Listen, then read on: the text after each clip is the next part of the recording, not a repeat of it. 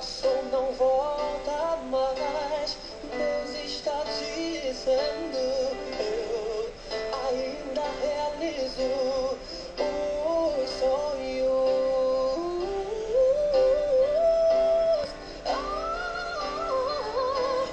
Volte a sonhar. Se por um tempo a dor te fez parar, volte a sonhar. Deus ainda realiza sonhos. Volte a sonhar. Se por um tempo a dor te fez parar, volte a sonhar.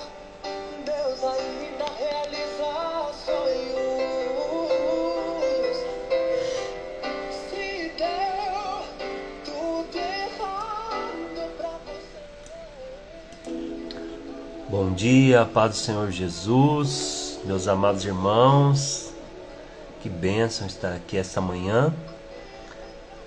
Sejam muito bem-vindos ao nosso tempo devocional, a nossa live, Jornada da Provisão, 10º dia. Paz do Senhor Jesus a todos vocês, sejam muito bem-vindos à nossa live. Estamos trabalhando naquilo que Deus nos deu. Hoje é dia 20 de novembro de 2024. Aleluia! Sejam bem-vindos a cada um de vocês. É uma alegria ter vocês por aqui. Manda o link lá no grupo da igreja, nos grupos, da família. E vamos juntos para esse tempo. Glória a Deus. Quero declarar a bênção e o favor do Senhor sobre a sua vida no dia de hoje.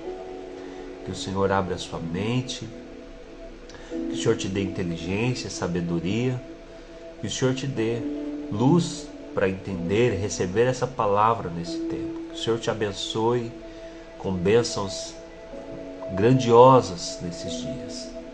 Eu sei que Deus está abrindo portas, Deus está abrindo o seu bom tesouro, o céu sobre nós. E Ele está derramando favor sobre as nossas vidas. E nós temos ouvido já testemunhos, muitos testemunhos, para a glória de Deus, do que Deus tem feito durante essa jornada da provisão. E sei que não vai ser diferente na sua vida. Amém? Se ainda não chegou a chuva da bênção e do favor de Deus, aumente o louvor, aumente a expectativa, aumente sua gratidão, porque já está a caminho. Quero declarar isso sobre a sua vida. A provisão de Deus está a caminho. O favor de Deus está a caminho. E você vai, no nome de Jesus, entrar nesse tempo. Amém? Essa semana nós estamos entregando algumas chaves de libertação financeira.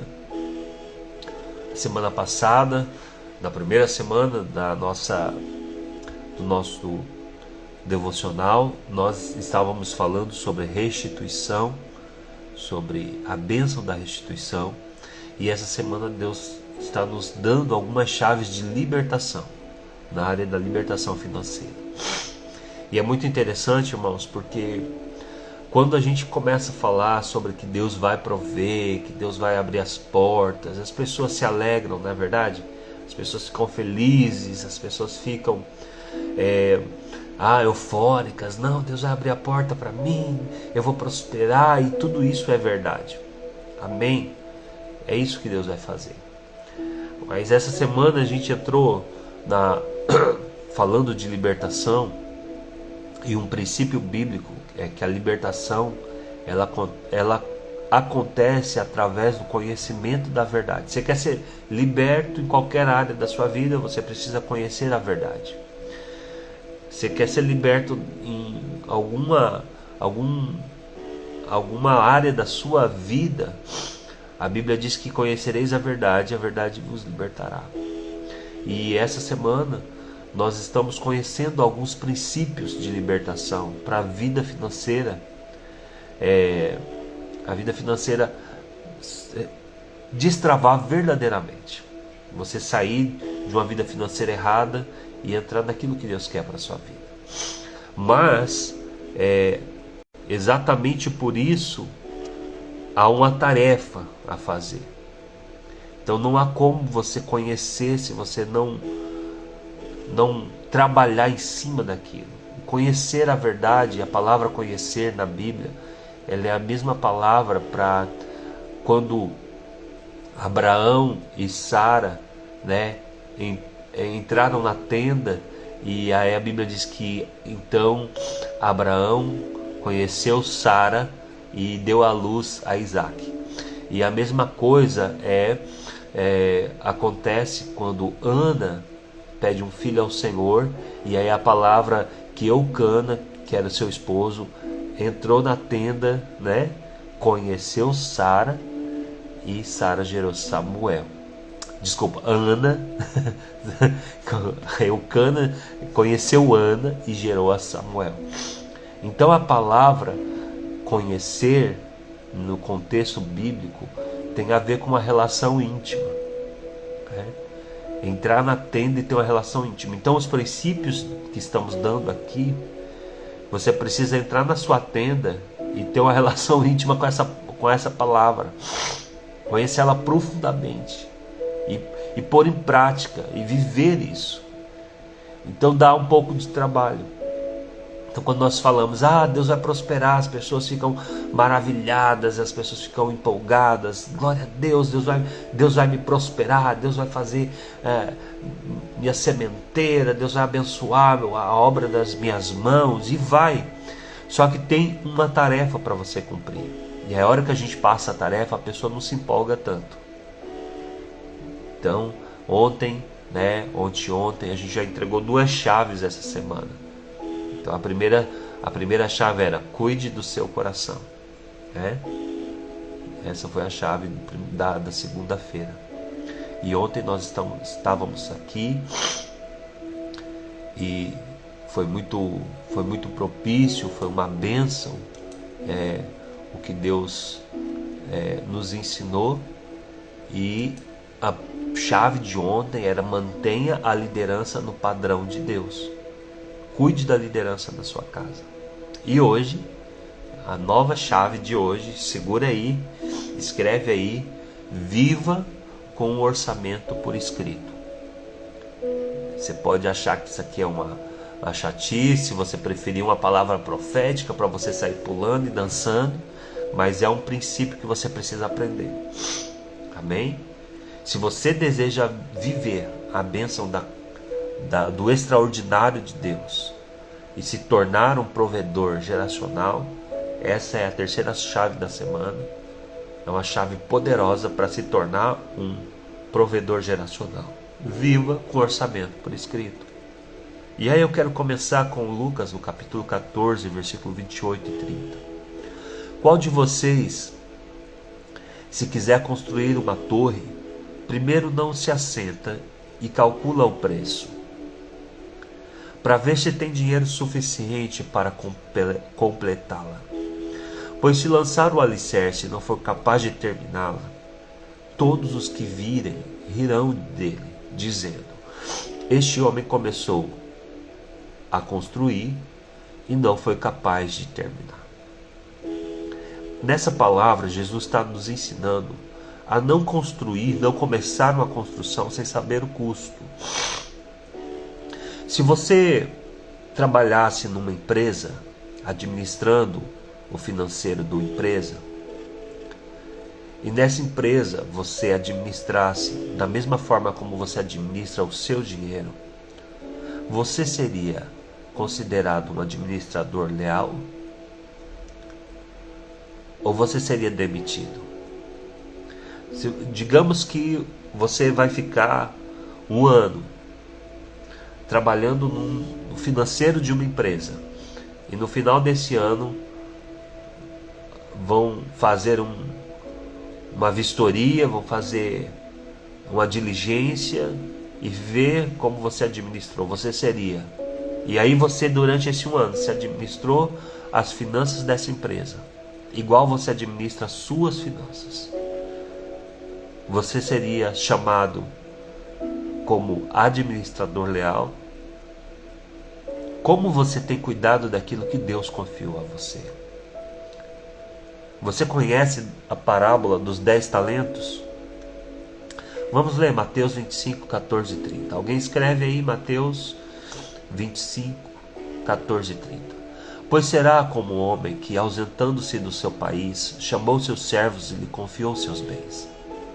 A um deu 5 talentos, a outro deu 2 e a outro 1, cada um segundo a sua própria capacidade. Eu acho muito interessante esse versículo em específico, porque Deus não dá com igualdade, né? Hoje nós temos aí a teoria aí essas ideologias, né? Que é igualdade. E Deus, ele não trabalha com igualdade. Deus trabalha conforme a capacitação de cada um, né? Então a um ele deu 5, a outro ele deu 2, a outra ele deu 1, cada um segundo a sua própria capacidade. Deus é um Deus de meritocracia. Ele vai dar mediante a sua capacidade de gerenciar. E aí continua. O que recebera 5 talentos saiu imediatamente a negociar com ele e ganhou outros 5. Do mesmo modo, o que recebeu 2 ganhou outros 2. Mas o que recebera 1, saindo, abriu uma cova e escondeu o dinheiro do seu senhor. E depois de muito tempo voltou o senhor daqueles servos e ajustou as contas com ele. Então, aproximando-se, o que recebera 5 talentos, entregou outros 5, dizendo: Senhor, confiastes a mim 5 talentos, eis aqui outros 5 que eu ganhei. Eu gostaria de propor uma tarefa essa semana, hoje. Você, junto com o Espírito Santo, pegasse um papel, uma caneta, sentasse e escrevesse os talentos que você tem. Os talentos que Deus plantou dentro de você. Sua inteligência, sua sabedoria, no que você é bom. Escreva os talentos, as condições que Deus te deu.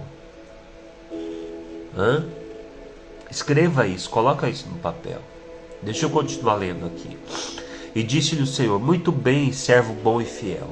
Foste fiel no pouco, e sobre muito te colocarei. Entra no gozo do teu Senhor.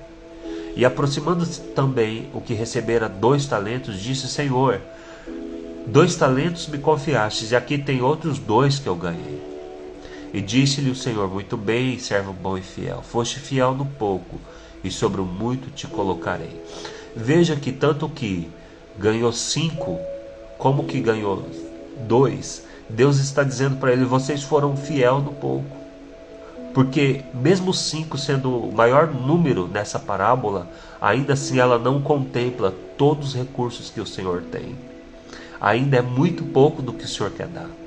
Tudo que você tem hoje ainda é pouco para o Senhor, porque o Senhor tem muito mais para dar para você. Então, quando você é fiel, Deus sempre vai multiplicar em cima da sua fidelidade. Se foi fiel no que você tem, na medida que você tem hoje, ainda Deus tem mais para te dar. E a sua fidelidade vai te promover para entrar no muito, o muito de Deus. Quantos querem entrar no muito de Deus nessa temporada? Mas chegou por fim o que recebera 1 talento. E disse: Senhor, sabendo que és homem severo, e que ceifas onde não semeastes, e ajunta onde não espalhastes, receoso, escondi na terra o teu talento, e aqui tens o que é teu. Você vê que esse homem, ele está operado, ele está sendo movido pelo medo. Ele está sendo movido pelo medo. Olha, eu sei que o Senhor é severo, que o Senhor semeia onde não ajunta, então eu escondi o talento, está aqui o que é teu. E respondeu-lhe, pois, o Senhor: servo mau e negligente, sabias que eu ceifo onde eu não semeei, e ajunto onde não espalhei. Cumpria, portanto, que entregasse o meu dinheiro aos banqueiros, e eu voltar receberia com juros o que é meu. Mas nem isso você fez. Tira-lhe, pois, o talento e dai ao que tem 10. Então lembra que tinha 5? Recebeu 10. Teve 10, porque ele multiplicou. E agora ele vai receber mais 2. Porque o diligente, ele recebe a porção daquele que não é. Deus tira do que não é diligente para dar para o que é diligente. Porque todo homem, o que tem lhe será dado e terá em abundância, mas ao que não tem, até o que tem lhe será tirado. E ao servo inútil lançai para fora nas trevas, e ali haverá choro e ranger de dentes. Então, quando você não multiplica a porção que Deus te deu, você é considerado um servo inútil. Então, muitas vezes nós falamos de um Deus bondoso, Deus bonzinho que vai abençoar, mas aqui na parábola dos 10 talentos, aqui na parábola dos talentos, a Bíblia nos apresenta um Deus que cobra, um Deus que pede explicações, que pede que você preste contas para Ele. Um Deus que tira do que não tem e dá para aquele que já possui mais. E por quê? Porque aquele que não tinha falhou em administrar aquele recurso que recebeu.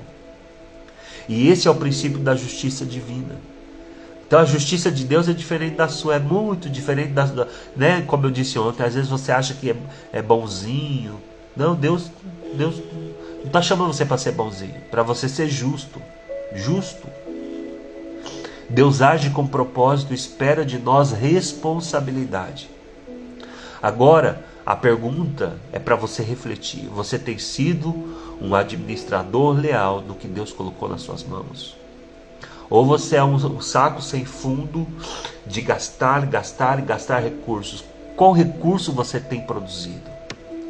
Que recursos você tem produzido?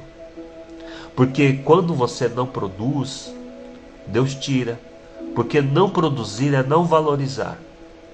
Escreva isso. Não produzir é não valorizar o recurso que Deus te deu. E aquilo que você não valoriza sai da sua vida. Tudo aquilo que você não valoriza sai da sua vida. Então, quando Deus te entrega algo, um talento, uma oportunidade, um relacionamento, uma bênção, um ministério, Ele espera que cuidemos disso com zelo e gratidão. Mas se nós não valorizarmos, o que foi dado pode ser tirado. Não porque Deus é severo ou ruim, mas porque nós deixamos e demonstramos nossa irresponsabilidade com aquilo. Porque deixamos de mostrar o nosso apreço com aquilo. Portanto, não negligencie o que Deus confiou a você. Valorize, administre, frutifique, porque tudo que Ele te dá tem um propósito maior, que é glorificar o nome dEle, cumprir o chamado que Ele te entregou. Então, como está a sua administração? Você está honrando a Deus na administração dos recursos que Ele te deu? A Bíblia diz que Deus vai tirar daquele que não tem nada. Até o que você não tem, Deus vai tirar, para dar para quem valoriza. Porque o que você não valoriza sai da sua vida. Então essa manhã é um chamado de Deus para um planejamento. Escreva isso, planejamento. É um chamado à responsabilidade. Eu espero que você leve muito a sério essa palavra. Da forma como você levou a sério as promessas, você tem que levar a sério as responsabilidades. Há uma frase que eu gosto muito, se você mira no nada, com certeza você acertará no nada.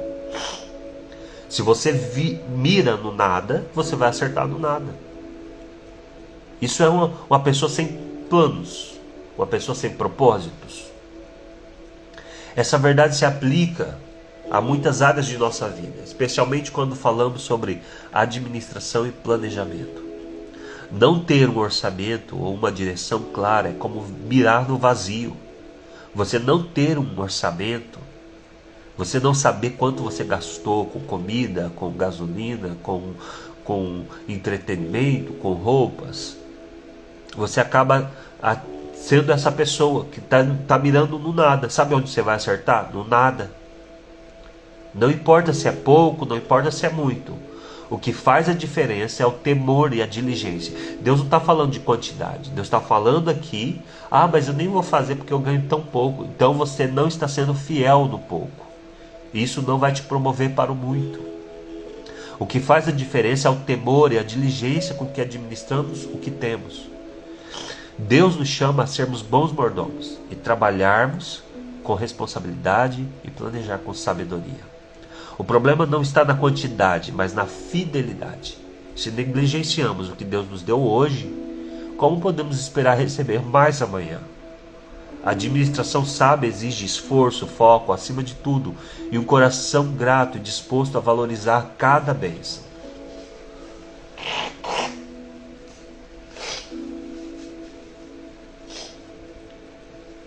Amém? Assim como Provérbios 21:5 nos ensina, é o planejamento e a diligência que nos levam à prosperidade. A falta de organização demonstra uma falta de visão. Por outro lado, isso conduz à frustração. Então você tem planos que Deus colocou nas suas mãos? Você tem direcionado seus recursos, tempo e energia para algo que glorifique a Deus? Seja intencional, coloque as suas finanças, seus dons e seu tempo nas mãos de Deus. Mas também faça a sua parte. Planeje, ore, trabalhe com excelência e lembre-se que Deus abençoa o que é bem administrado. Deus abençoa o que é organizado, né? Ontem eu falei que a unção, ela vem sobre uma mente para liderança, uma cabeça, né? Então, ontem nós falamos sobre o versículo que o óleo, a unção do Senhor, ele vem sobre a cabeça, e depois sobre a barba, depois sobre até chegar na orla. Isso demonstra uma hierarquia, e no topo de uma hierarquia, o lugar onde Deus derrama a bênção é uma mente de governo. Deus derrama a bênção da provisão em cima de uma mente preparada para governar. Então Deus está te chamando hoje. Ou você vai continuar mirando no nada, ou você vai escolher acertar no propósito que Deus tem para a sua vida. Deus está chamando você para cuidar do seu campo. Sabe, eu me lembro de um dia, faz muito tempo isso, eu era muito criança ainda, e era um dia de chuva. E meu pai, ele pegava os terrenos, né, lá no interior, falava a data. Pegava uma data, que é um terreno grande, e ele plantava. E eu me lembro que começou a chover e parou a chuva, era uma estação de plantar mandioca.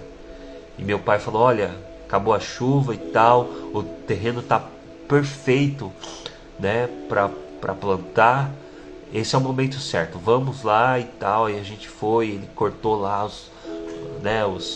os tronquinhos da mandioca, aquele tronco do pé de mandioca, e me ensinou e tá lá. E daqui a pouco começa a chuviscar de novo, e eu fico ali meio encantado com a chuva, né, despreocupado, observando a chuva, encantado com aquele momento, sem perceber, né? E meu pai: ou você vai plantar ou você vai ficar dançando na chuva aí. E quantas vezes nós temos esse comportamento espiritual assim? Deus está derramando as bênçãos sobre nós, proporcionando o tempo de favor, mas ao invés de nós trabalharmos no campo que Ele nos confiou, a gente fica apenas dançando na chuva, gastando, desfrutando sem propósito, como crianças despreocupadas. A bênção, ela é uma oportunidade, mas ela também é uma responsabilidade.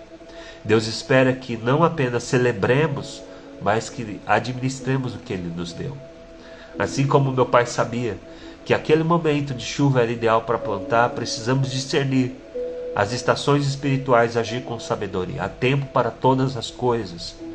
E Eclesiastes nos adverte que quem fica apenas olhando o vento e a chuva nunca tomará a iniciativa de semear e colher. A procrastinação e a despreocupação podem nos levar a perder temporadas valiosas que Deus preparou para nós. Então, você está cuidando do que Deus te deu?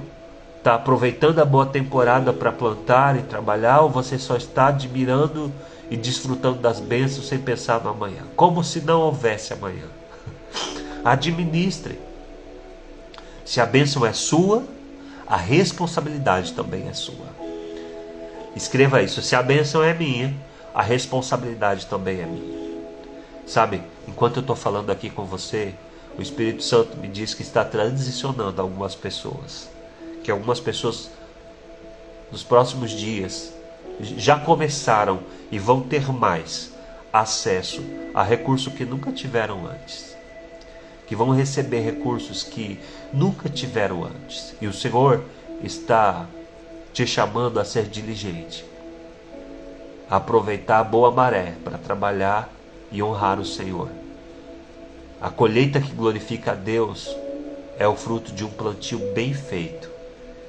E Deus está chamando você para ser diligente. Deus está chamando você para cuidar do que Ele vai te dar nos próximos meses com diligência. E diligência é um princípio poderoso. Escreva diligência. Você está anotando aí, escreva diligência.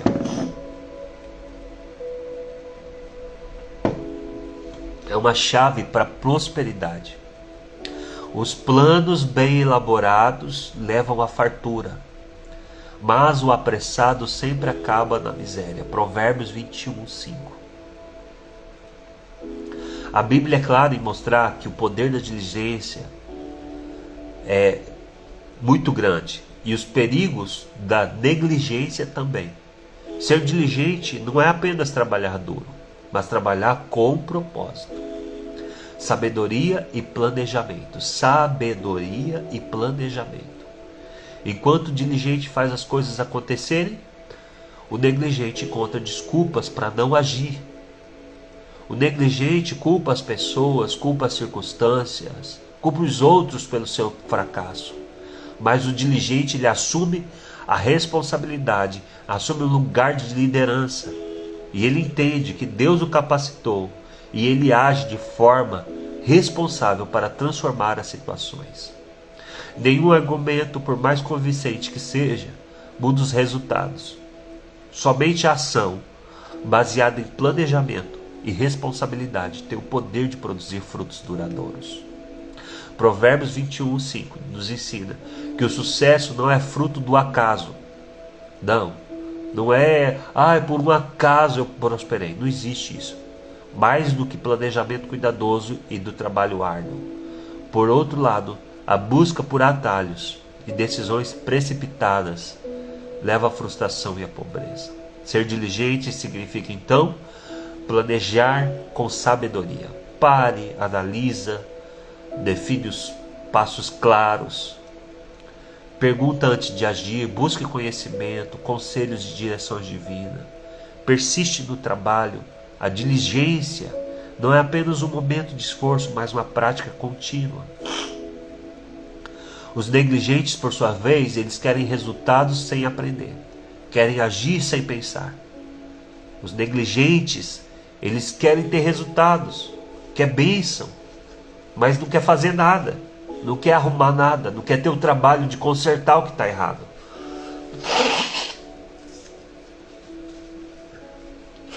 Perdão, meus irmãos. Mas aqueles que querem honrar a Deus, eles precisam ser diligentes. E Deus honra aqueles que se dedicam a fazer coisas com excelência. Você está sendo diligente na sua vida financeira, na sua vida profissional, na sua vida espiritual? Está buscando conhecimento e agindo no tempo certo? Ou está tentando pegar atalho? Tudo tem seu tempo determinado. Tudo tem seu tempo determinado.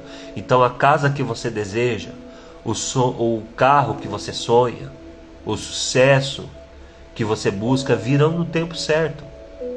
Se você for diligente, tudo vai acontecer no seu tempo certo. Invista em conhecimento, seja perseverante, não apenas para alcançar os seus objetivos, mas para construir algo sólido com Deus do seu lado. Seja diligente, planeje, aprenda e trabalhe, porque Deus abençoa aqueles que fazem a sua parte com excelência e fé. Deus está te chamando você para escolher hoje a diligência, ou você vai continuar adiando o seu propósito. Não seja desorganizado. Viva de uma forma organizada. Sabe, é impossível, Deus não vai derramar bênção em cima da desordem. Deus não vai derramar multiplicação em cima da desordem. Porque se Deus derrama multiplicação na sua desordem, você vai ter desordem multiplicada. Então se organize. Deixa de viver de forma caótica e impulsiva, com a maturidade de uma criança de 5 anos. Sabe aquela criança de 5 anos tendo um ataque de birra na loja de brinquedo? Tem gente que vive igual uma criança birrenta. Ele pega tudo que ele recebe, todos os recursos que tem, e vive dessa forma, gastando. Seus brinquedos estão custando caro demais. Será que aí na sua casa tem alguém assim? Olha para a pessoa, para o seu cônjuge, para essa pessoa, sua esposa ou esposo, faz aquele dedinho de profeta e fala: seus brinquedos estão custando caro demais. Está custando o seu propósito. Depois fica esperando que o Senhor te envie dinheiro. Ó, Deus, me dá mais dinheiro. Não, Ele não vai dar. Ó, Deus, abra a porta, me enriqueça. Não, Ele não dará. Aprenda a ser leal nas pequenas coisas. Aprenda a ser leal na medida pequena. Depois Deus vai te dar o mais. Se organize. Deus está dizendo: filho, agora que você está cuidando direitinho das pequenas coisas, eu vou te promover. Mas se não estiver, Deus vai te falar: filho, começa a cuidar direitinho, começa a se organizar, depois a gente conversa sobre subir de nível. Um pai amoroso não te dá um peso que você não comporta. Um pai amoroso não entrega, um pai responsável não entrega na sua mão um carro para você dirigir sem você ter 18 anos, sem você saber dirigir. Então, Deus é o Pai amoroso. Deus é o Pai amoroso. E Ele não vai te dar um peso que você não sabe administrar, que você não consegue comportar. Isso esmagaria, te mataria. Então, se você começar a fazer a lição de casa certinho, Deus vai promover você. Tenha um orçamento e siga-o. A Bíblia diz em Provérbios 22:3 que o prudente percebe o perigo e busca refúgio, mas o inexperiente segue adiante e sofre as consequências. Então, Deus está chamando para você não seguir adiante com a irresponsabilidade. Quando você adota um orçamento como princípio de vida, você poupa você mesmo de muitos problemas e traz o equilíbrio às suas finanças. E também é o escudo que protege a sua família de discussões desnecessárias e decisões impulsivas. Muitas vezes nós permitimos que os sentimentos dominem as nossas escolhas, que a gente é conduzido por sentimento, que o sentimento, a nossa emoção do momento vai conduzir as nossas escolhas materiais. Então eu já ouvi gente dizendo, né? Ai, se você me ama, esposa dizendo, né? Se você me ama, compra tal coisa para mim, né? O filho dizendo: ai, pai, se você me ama, me compra tal coisa. Porém, quando há um planejamento e um orçamento, né, a gente já sabe que até onde que pode. Se não há um planejamento, a gente acaba cedendo às emoções e comprando coisas que não podemos pagar, o que gera frustração, dívida, desequilíbrio financeiro. O orçamento nos ensina a dizer sim ou não com sabedoria. Ele retira os sentimentos do controle das finanças. Precisa tirar a emoção do controle. Tira a emoção do controle. Não deixe as emoções controlar suas finanças. Permita que Deus controle, que o propósito conduza-os. Não permita que o desejo vença a prudência. Quando você tem um orçamento, ele guia suas decisões e impede que os impulsos tomem o lugar da sabedoria. Será que na sua vida está uma desordem porque os impulsos tomaram o lugar da sabedoria? Sabedoria primeiro, prazer depois. Escreva isso: sabedoria primeiro, prazer depois. Essa ordem é essencial para uma vida financeira saudável. Por exemplo, quando você vai ao supermercado com fome, o orçamento funciona como um guardião, evitando que você compre desnecessário, para que você não prejudique as suas finanças. O orçamento não é apenas para você, é para proteger quem você ama. Tudo o que Deus te dá, Ele te dá com um propósito maior, incluindo abençoar as pessoas ao seu redor, abençoar a sua família. Quando você faz do orçamento o estilo de vida, você constrói um ambiente de estabilidade, de paz no seu lar, onde o foco está no propósito, não no impulso. Reflita. Suas decisões financeiras têm sido guiadas pelos sentimentos, pelas emoções, pelos impulsos. Você tem usado o orçamento como uma ferramenta para glorificar a Deus? Provérbios 22:3 nos lembra que o prudente percebe o perigo e age para proteger. O orçamento é essa atitude de prudência que vai te proteger do perigo, para evitar desperdícios e te manter alinhado com a vontade de Deus.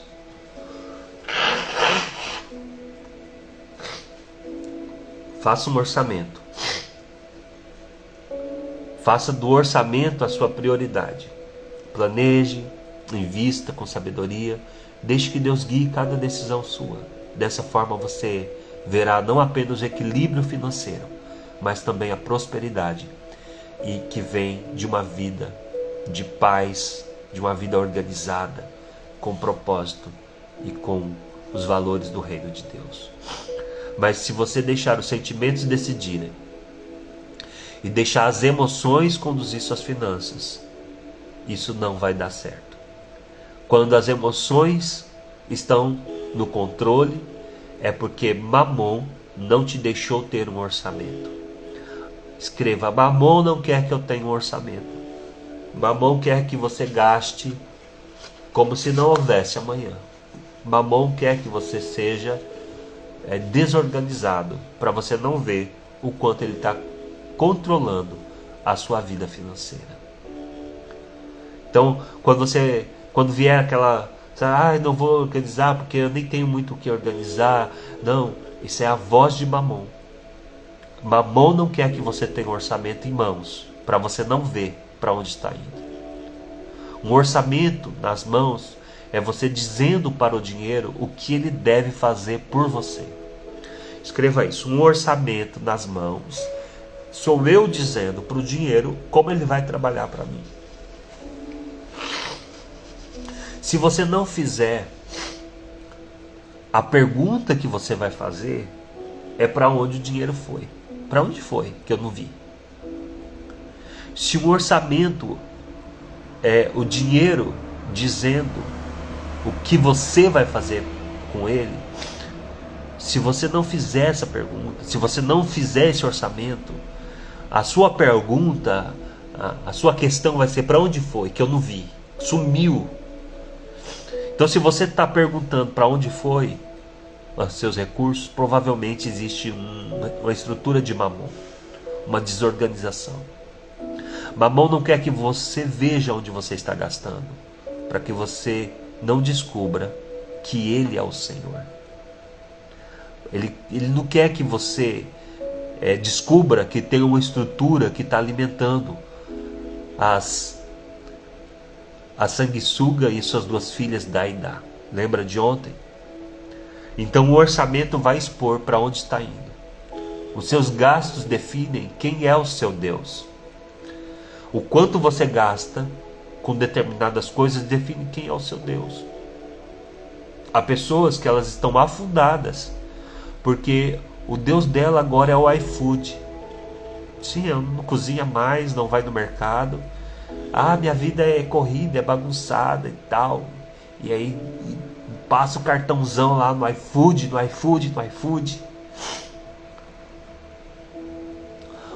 Tempos atrás, eu ouvi uma pastora dizendo que ela estava perguntando para Deus por que ela ainda não tinha uma casa. E Deus falou para ela: porque você comeu. Você comeu com pizza, com hambúrgueres. Você comeu, o recurso eu te dei, mas você comeu. E glutonaria não é sobre o quanto você come. Glutonaria é quanto a comida é o seu Deus.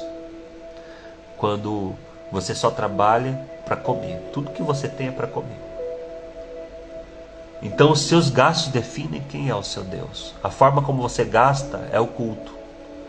Se você não tem um orçamento, então Mamon é o Senhor.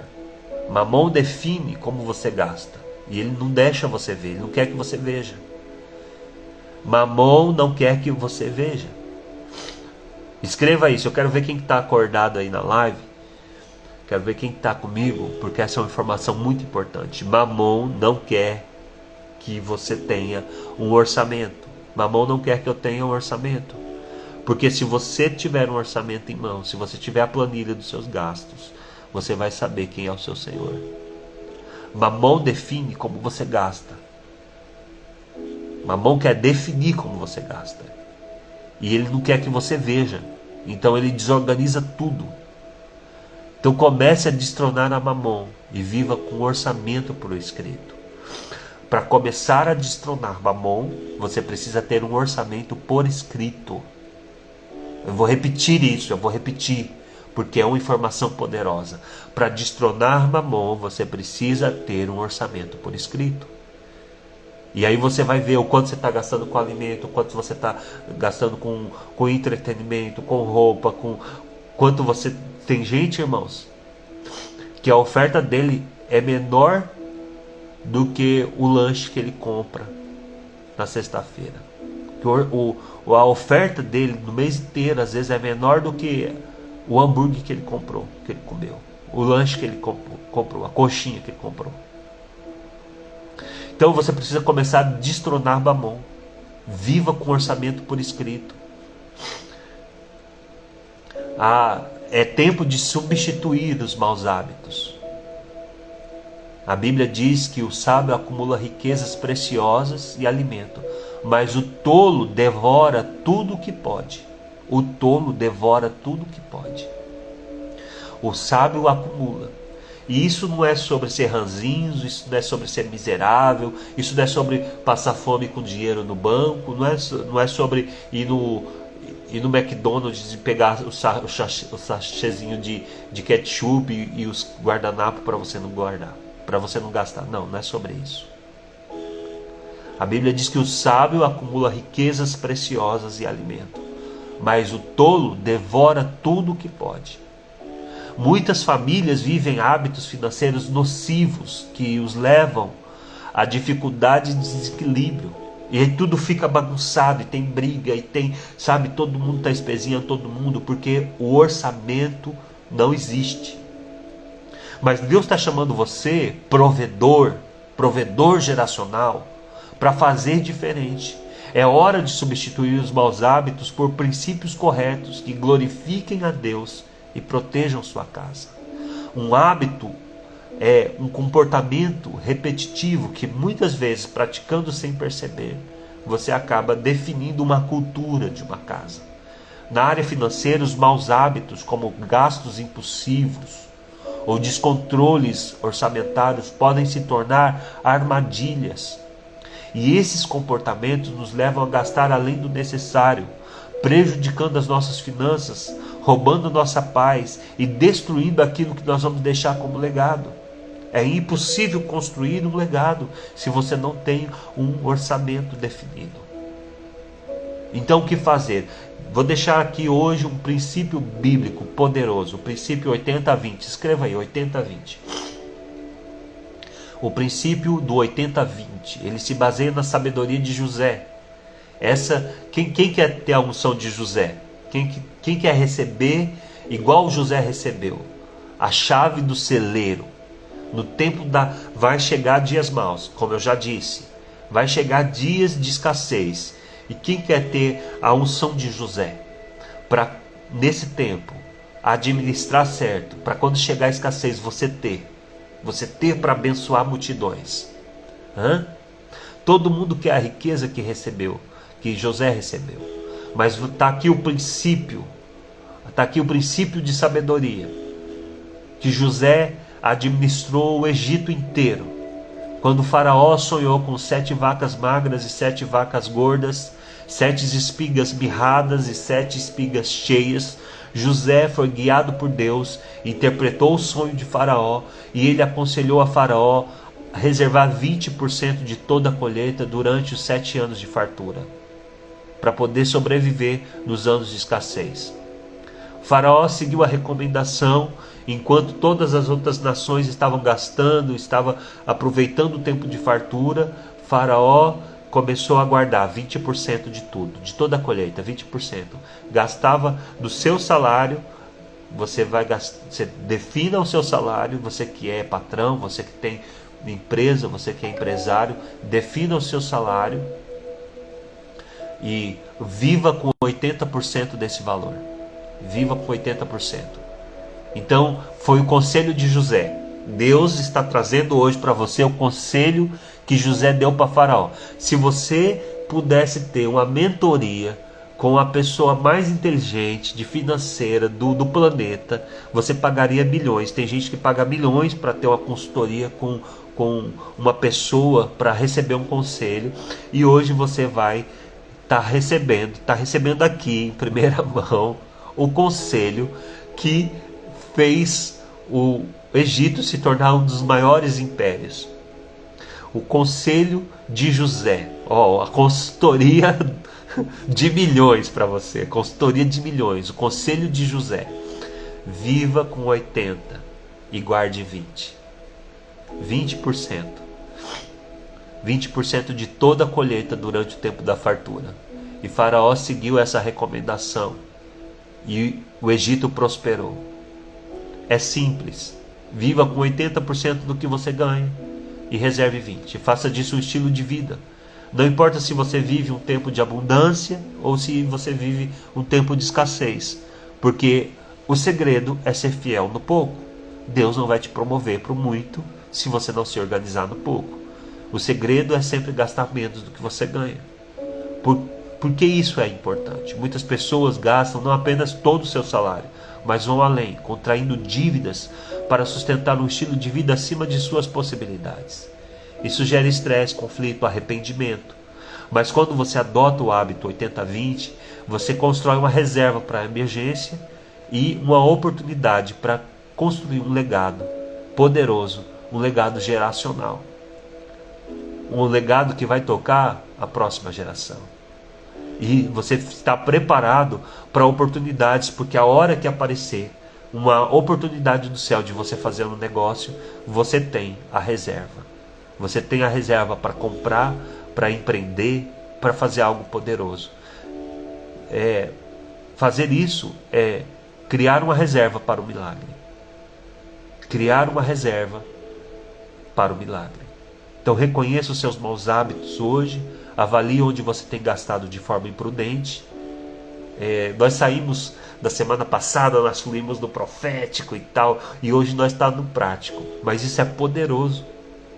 Esse aqui é um discipulado de milhões, como diz aí fora. Adote o princípio 80-20. Ajuste o seu orçamento para viver com 80% da sua renda e reservar 20%. Seja consciente. Este hábito exige disciplina, mas trará paz e estabilidade. Confie em Deus, assim como José. Peça direção ao Senhor para administrar bem tudo que Ele te deu. E isso não é para gerar peso sobre a sua vida.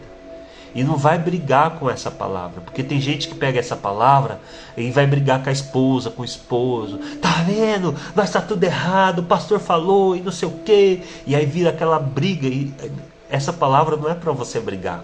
É para você se organizar. Amém? Então eu quero declarar que tem graça de Deus para isso. Para você se organizar.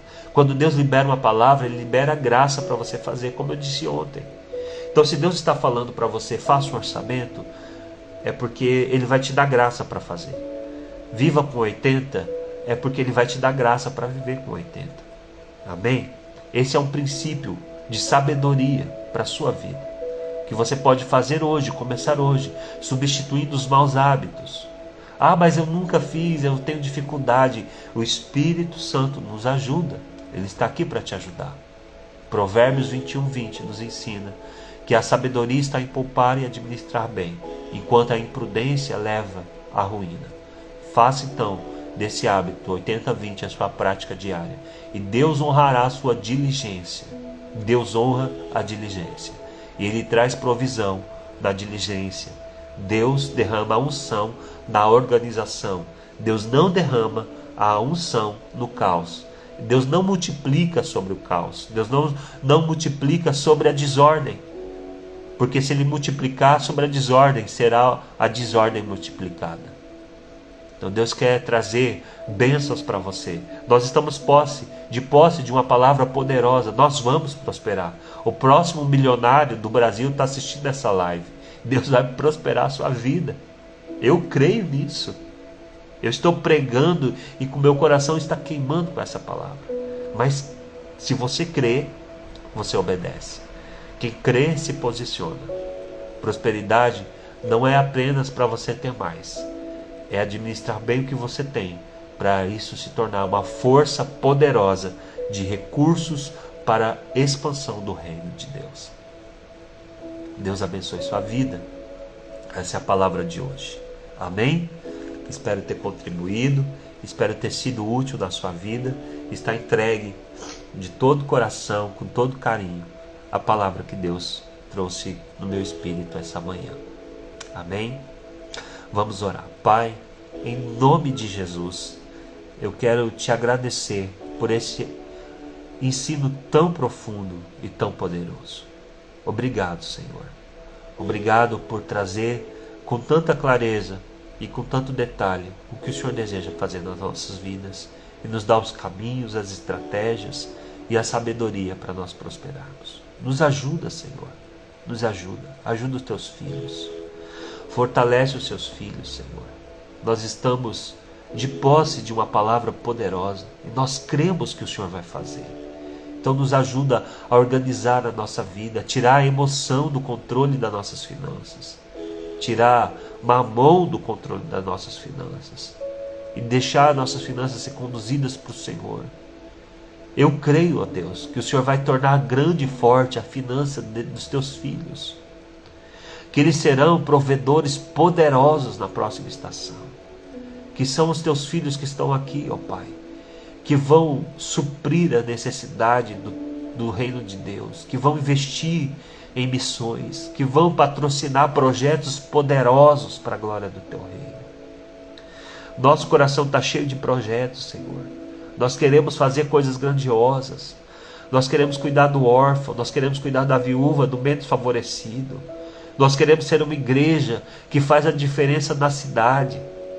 Uma igreja, Senhor, que supre a necessidade dos outros. Uma igreja poderosa nas ações sociais. Nós queremos trazer a justiça do reino nas casas, nos lares, nas famílias. Nós queremos ocupar os nossos montes, os nossos lugares de influência, na sociedade, na política, na arte. Ó Deus, em todos os lados, nas escolas, no governo, nós queremos liberar filhos poderosos, filhos formados. Nós queremos liberar, Senhor, que a partir da igreja nós queremos liberar gente poderosa para governar, porque os céus vão governar a terra. A Nova Jerusalém é a cidade santa descendo dos céus, é os céus governando a terra.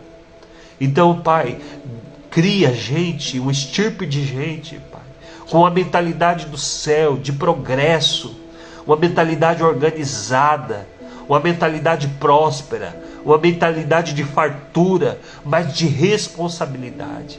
Nos ajuda, Senhor, em nome de Jesus. Eu declaro portas dos céus abertas, conexões divinas, recursos insondáveis. Declaro, Senhor, a bênção do favorecimento, o favor do Senhor sobre os teus filhos, a bênção, ó Pai, do inusitado. Pai, abre as portas das facilidades para o seu povo. Facilita, Senhor.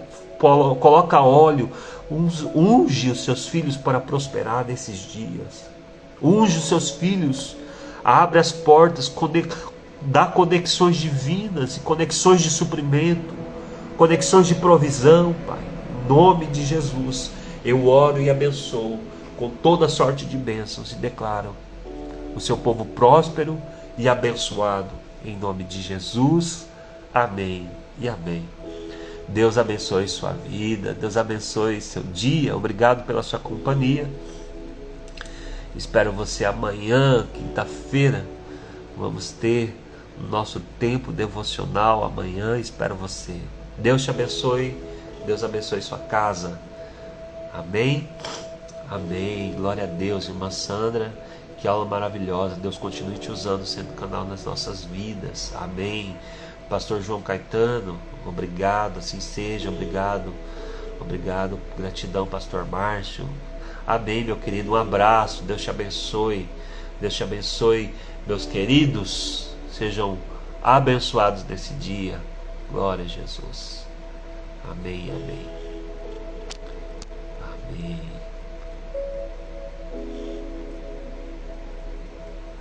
Aleluia.